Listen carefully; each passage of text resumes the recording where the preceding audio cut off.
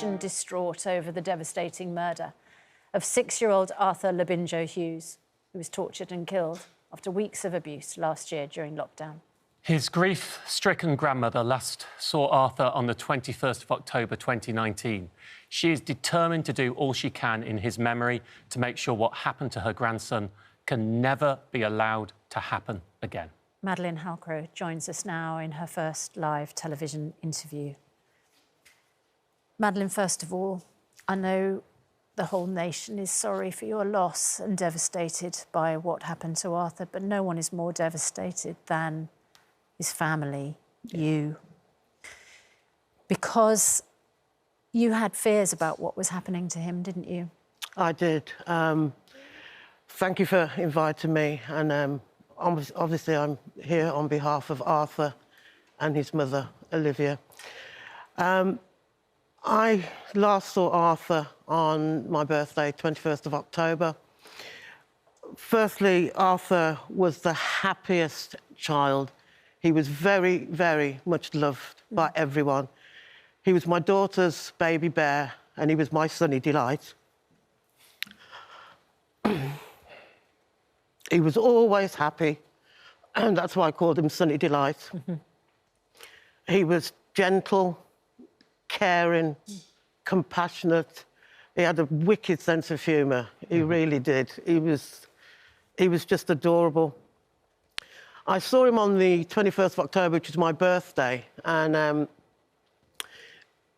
as I say, he's very happy-go-lucky, and Arthur always had, as my daughter said, it's only something a mother would notice, but he'd lost the sparkle in his eyes, if that makes sense. And his dad came to pick him up, and Arthur said to his dad, "Is she in the car?" And his dad said yes. And Arthur started to cry, which isn't like Arthur. When we're saying she, you mean... I'm assuming it was Emma. And Arthur started to cry, and he said, "Grandma, can I stay with you?" And he was due to see his mother the following week, and he was so excited to see, you know. And then on the 23rd of October, out of the blue, I received a WhatsApp message from his dad saying, "You've never seen him again. Oish. He's not seen his mother again. You know, he's not going to have any letters off his mother again, and he's not speaking to his mother again." And that was it. That was the last time I saw him, till intensive care. Did you try to contact again? I went round, I kept emailing him, WhatsApping him, saying, you know, why? And he said, "I've got my reasons." And when it came out in court, it was all different reasons. So I still don't know why I was stopped from seeing Arthur. I went round, I said, "What about Christmas presents nearing the time?" And he said, "If you come near the house, we'll call the police." So I went round with my son Alex, who Arthur adored. Absolutely, the two of them together. And I put them in the porch. And it later transpired in court that Arthur never got them. They were underneath the bed, still wrapped. So Arthur felt that there was nobody on the outside. That no one loved him. Outside, there was nobody loved him. And you were also involved. Arthur's paternal grandmother got in touch with you, didn't she, about the bruising? Yes, she did. I was at work. I think it was the 16th of April. I was doing a 7/7 shift, and Joanna sent me a text message, and I thought, Joanna Hughes, I haven't heard from her for ages. So automatically, you panic. Of course. So I phoned her and said, you know, what is it? And she said, "Oh, it's nothing to worry about, don't worry." And I said, "Well, I'm working till 7, I'll be home about 8. And shortly after that, I thought, I can't work the rest of my shift without knowing what's happening. So I phoned her, and she said, "Is it all right if Chris, that's her husband, and I come round tonight?" So they came round at 9 o'clock on the evening, and I said, "What, you know, you need to fill me in, what's going on?" And Joanna said they'd found bruises on Arthur. And I said, "Bruises?" And Chris said, "Have you got them?" And she said, "They're on my phone." So she went and got her phone out of the car, and she showed me. And straight away, I said, those are non-accidental injuries. You're a nurse, aren't you? Yeah. Yeah. Straight away, I said, these are non-accidental injuries. I said, they're caused by an adult hand. I said, his right shoulder, I can see 3 fingers. I said, his left shoulder, I said, that has been caused by hitting with something or being pushed against something. But the most disturbing thing to me, and I said this to Chris and Joe, I said, there's new bruises on top of old, which tells me this has been going on. And, you know, there's yellow bruises, there was purple bruises, all over his back. Take your time. And I just seen them, I just imagined the pain Arthur would have been in, receiving those bruises.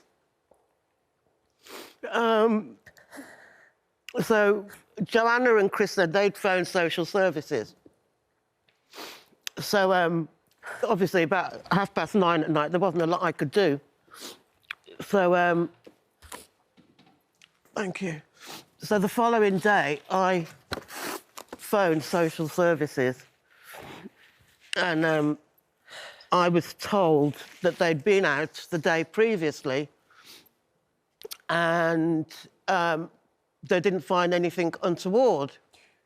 There was no bruises visible. So with that, I phoned the police. Again, I was told by the police, we were there yesterday, the house was immaculate. And I said, so an immaculate house doesn't constitute child abuse then? And he said, well, you know, we've got nothing to answer to, you know. And that was that.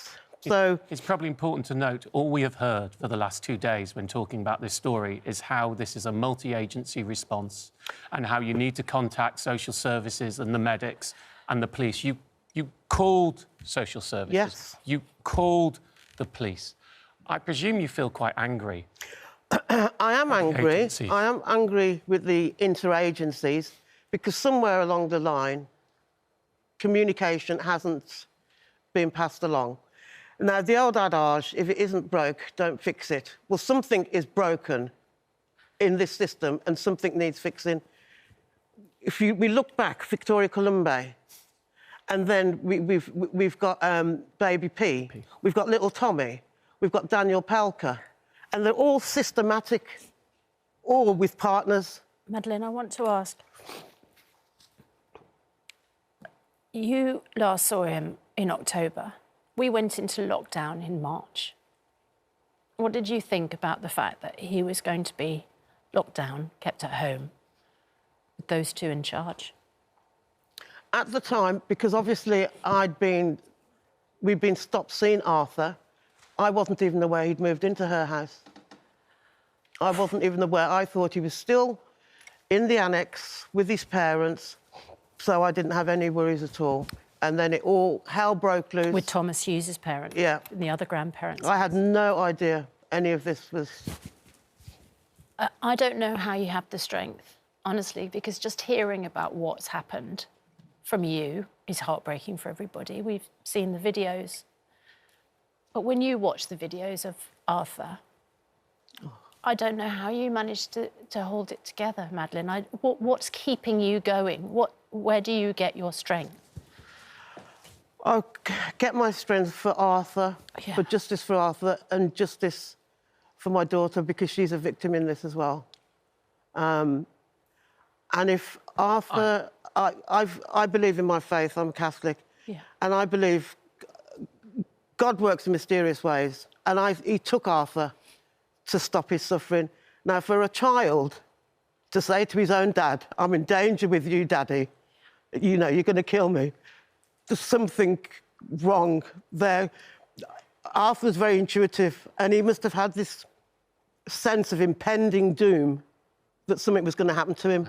I'm sure, like many fathers across the country, I feel those words very difficult to hear. I know you came on because you want the law changed, and I just want to give you the opportunity, and we thank you for coming on and sharing the horrid grief that you're in, to give you... What do you want changed? I want to make sure you have a time to say that. What I want changed is the whole interagency review. I don't know whether they have case conferences. In my days, when I started nursing, we'd have case conferences, and that would be everyone involved. It would be the relatives. I mean, I can't say teachers because I was doing elderly care at the time, but everyone involved, teachers, social workers, get together once a week, discuss everyone. I appreciate everyone's workload is higher, but it's like somebody, nobody, anybody could have done it, but nobody ended up doing it anyway. Yeah. And this is a classic case of that. She has got a life sentence with a minimum term of 29 years. He has got 21 years and will probably serve at least 2/3 of that before being considered for release. Is that long enough for what they did to Arthur? No. Life should mean life. Life should mean life. They took Arthur's life, and he's not going to get his life back. He's not going to have children of his own. They've took him from my daughter. Life should mean life. There was no remorse, no sympathy shown. Absolutely depraved, sadistic, torturous, evil, calculating people. There's a special place in hell, isn't there? Yeah. They'll never go to heaven. They'll burn in hell if they get there first. Listen, we thank you very much for your time today. I'm sure I speak for everybody watching. We wish you as much ease as is possible through your grief at this horrendous time. And we hope you get the justice for Arthur that you need. Thank you very much. Thank you. Madeleine, thank you so much. Thank you. Your strength is incredibly inspiring for people. Thank you. And we wish you all the love in the world.